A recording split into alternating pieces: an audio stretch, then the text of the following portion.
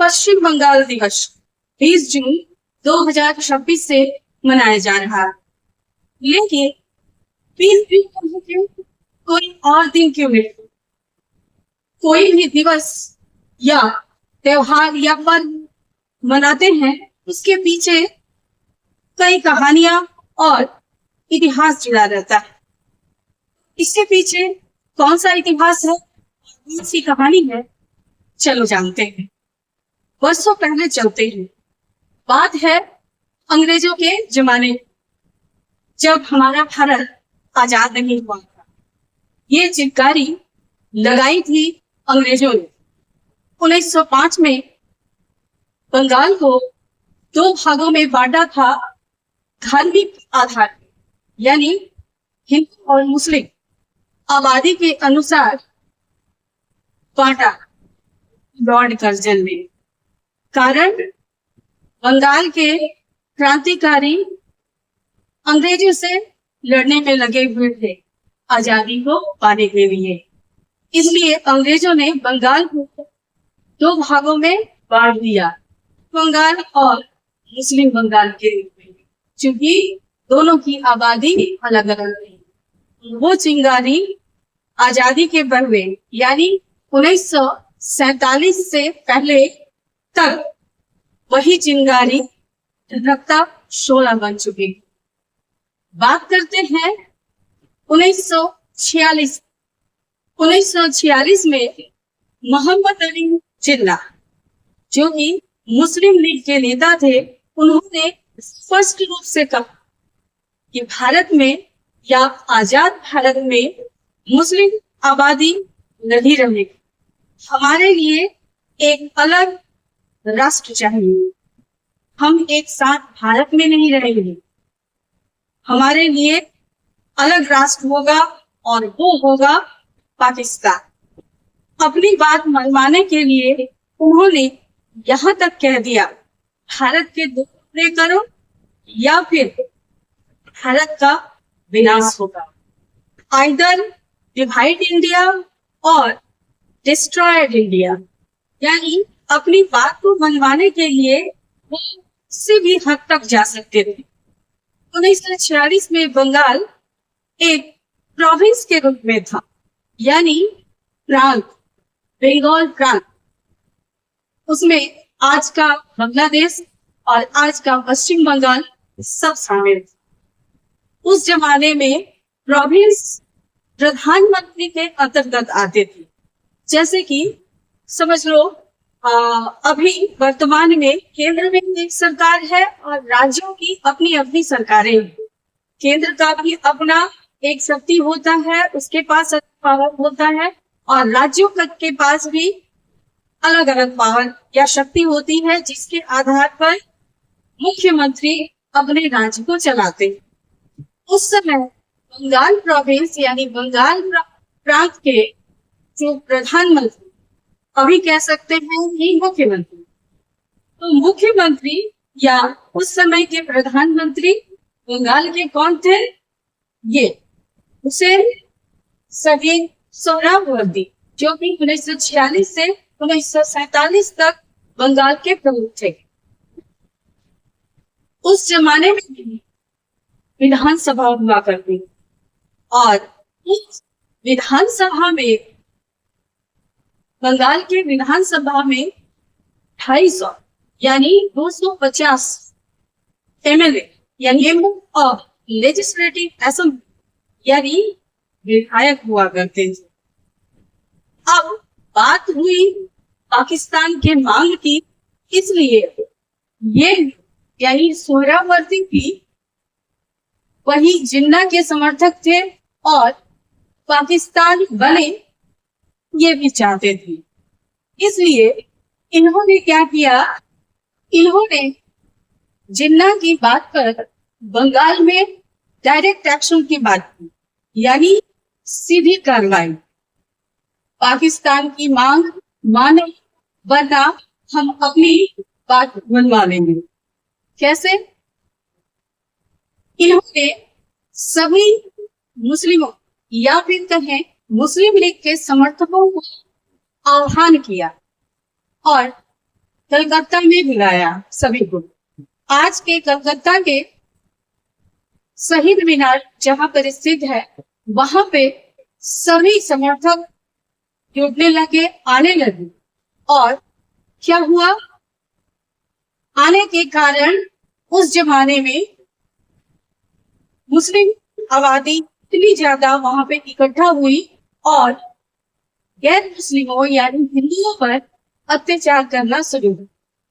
और अत्याचार का इतना अधिक ज्यादा भयंकर रूप था कि उस जमाने में यानी 1946 में, जब आज के जैसे आबादी नहीं थी, इतना घना जनसंख्या नहीं था, फिर उस जमाने में 10,000 लोग मारे गए या युक्त में खून किए गए।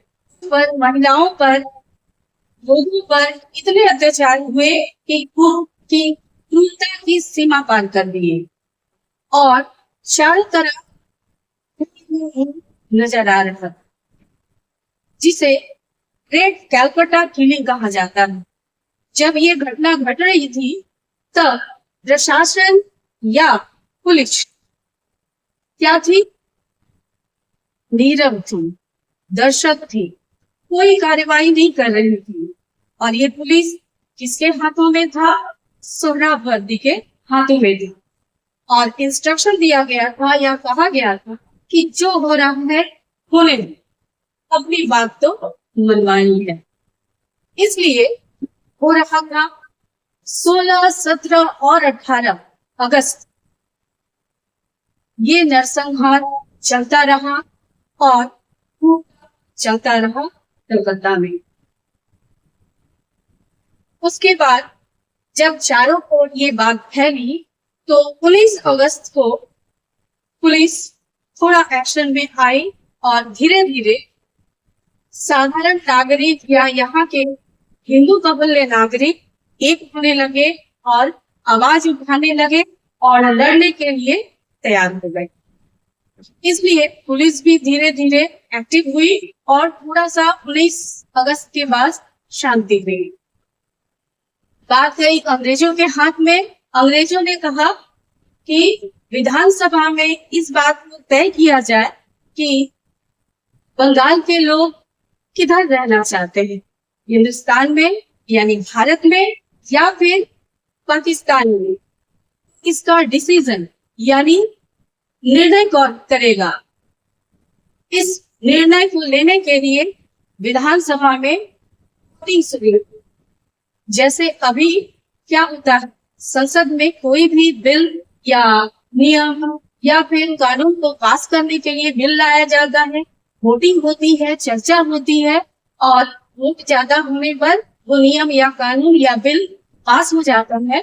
उसी तरह उस जमाने में बंगाल प्रोविंस में जो एमएलए थे यानी मेंबर ऑफ लेजिस्लेटिव असेंबली यानी जो विधायक बंगाल के, वे वोटा वोटिंग में गए। तो वोट क्या हुआ, जब वोट हुई सारे विधायकों की कि पाकिस्तान में रहना है या भारत में रहना है, तो वोट के बाद जो रिजल्ट आया वो ये कि 126 विधायक पाकिस्तान के पक्ष में वोट दिए कि ना, हमें पाकिस्तान के साथ रहना है और पाकिस्तान में रहना है और हम पाकिस्तान देश चाहिए। लेकिन वही 90 एमएलए यानी 90 विधायक इस पक्ष में थे कि हम भारत में शामिल होंगे, भारत का ही राज्य बनेंगे, भारत में रहेंगे। यानी बंगाल प्रांत के विधानसभा के 250 विधायकों में जो लोग वोटा वोटी में भाग लिए थे, उसमें 126 विधायकों ने पाकिस्तान पक्ष में वोट दिया कि हम पाकिस्तान में रहेंगे और 90 एमएलए यानी 90 विधायकों ने हिंदुस्तान यानी भारत के पक्ष में वोट दिया कि नहीं, बंगाल भारत में रहेगा। इसके बाद जो टर्निंग पॉइंट आया या फिर घटनाक्रम आगे बढ़ा तो ये देखकर डॉक्टर श्यामा प्रसाद मुखर्जी, वो भी एक नेता थे, उन्होंने क्या किया कि पूरे बंगाल में, या यूं कहें जहां जहां हिंदू बहुल इलाके थे, बंगाली थे, उन्हें समझाने में लगे कि अगर हम पाकिस्तान में शामिल हो जाते हैं तो वही अवस्था या फिर वही घटनाक्रम हमारे साथ शुरू हुआ जो कलकत्ता में ड्रिंक किलिंग के समय हुआ। हमें बचने का मौका नहीं मिलेगा, हम बच नहीं पाएंगे। इसलिए ये जो है पाकिस्तान शामिल होने की बात को लेकर नाराज हुए और समझाने लगे सभी को कि नहीं, ऐसा नहीं हो सकता है, हम भारत में ही रहेंगे। इसके लिए फिर दो बातें होने लगी। ये बात केंद्रीय सरकार यानी अंग्रेजों के सेंट्रल गवर्नमेंट के पास पहुंची कि दो मुल्क है, एक भारत, एक वर्ग कहता है भारत में रहेंगे और एक वर्ग कह रहा है कि पाकिस्तान में जाएंगे। श्यामा प्रसाद मुखर्जी के समझाने के कारण क्या हुआ कि बंगाल के हिंदू बहुल लोग इस बात की मांग करने लगे कि नहीं, हम भारत में ही रहेंगे। तो दो पक्ष हुआ, एक तो पाकिस्तान में जाने की बात कर रहा था कि पाकिस्तान में रहेंगे, और एक हिंदुस्तान में यानी भारत में रहेंगे। तब अंग्रेजों ने ये फैसला किया कि फिर वोटिंग हो, और एक पक्ष भी अगर कहता है कि बंगाल के दो टुकड़े होंगे तो बंगाल को दो भागों में बांट दिया जाएगा। फिर वही वोट वाली घटना हुई, और वो घटना हुई कैसे, इसके पहले बताते हैं कि मान लो ये है हमारा बंगाल प्रोविंस का क्षेत्रफल।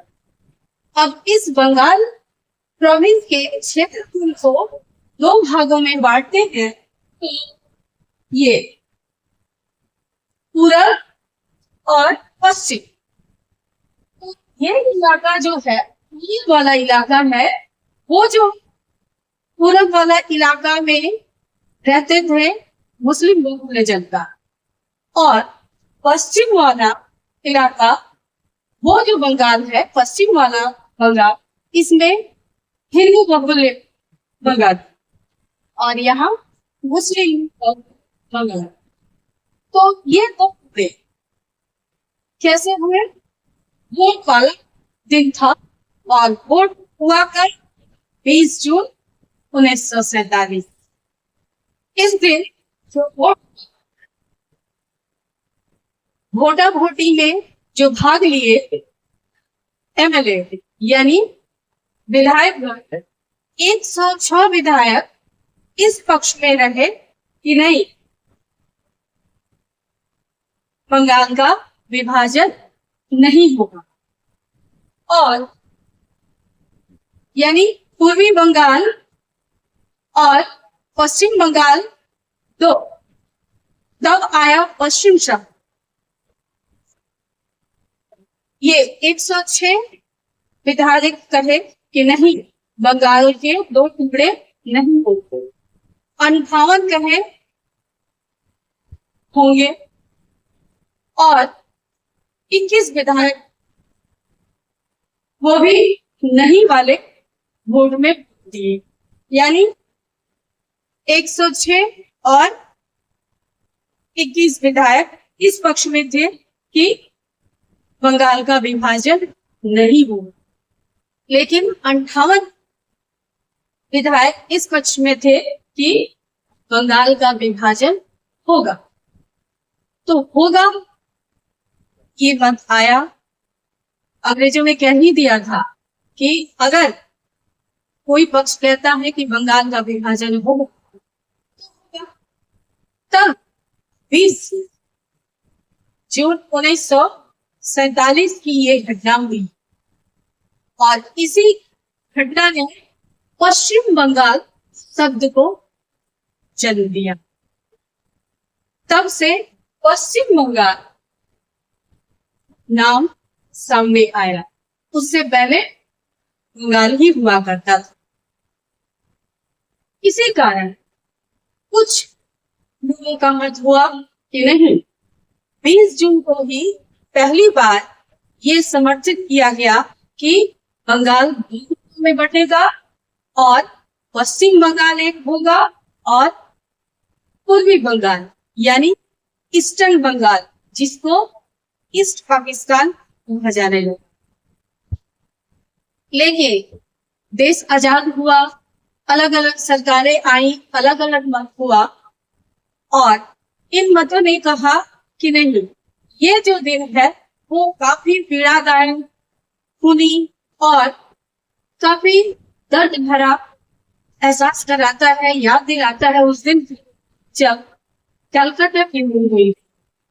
इसलिए इस दिन को भूल जाते हैं और नया बंगाल दिवस मनाते हैं। संस्कृति, कला, साहित्य इत्यादि इन सारी चीजों को याद रख के इसको बढ़ावा देकर, इसलिए पहला बोईसाख यानी 15 अप्रैल, जिसे बंगाल का नया कैलेंडर बनता है, और पहला वैसाख यानी न्यू ईयर बंगाल का नया साल होता है, उस दिन मनाते हैं। लेकिन अभी की जो सरकार है उसका मत है कि नहीं, ये 20 जून को जब पश्चिम बंगाल शब्द सामने आया था और पहली बार पश्चिम बंगाल का समर्थन हुआ था, इसी दिन हम बंगाल दिवस मनाएंगे। इतिहास को याद रखेंगे और इतिहास को समझेंगे, पढ़ेंगे, जानेंगे और उससे सीखेंगे। इसलिए 20 जून 2026 को पहली बार बंगाल दिवस मनाने जा रहे हैं। पर आप सबकी क्या राय है